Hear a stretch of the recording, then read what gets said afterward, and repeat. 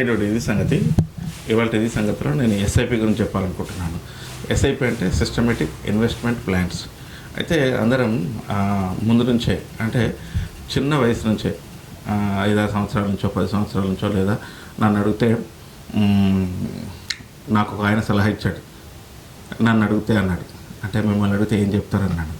పుట్టినప్పటి నుంచి రోజుకు రూపాయి జమ చేయండి, మీ జీవితంలో 30 సంవత్సరాలకు కోటీశ్వరులుగా మీరు మారబోతున్నారు. ఎందుకు ఈ పేద జీవితాన్ని తిట్టుకుంటారు, దీన్ని చీదరించుకుంటారు, దీంట్లో బాధపడతారు, దీంతోనే సహజీవనం ఎందుకు చేస్తారు?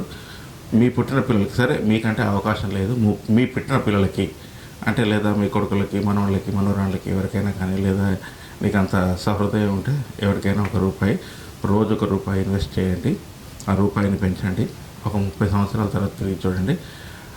ఆ 30 సంవత్సరాల కుర్రోడు లేదా ఆయన పని చేయాల్సిన అవసరం లేదు.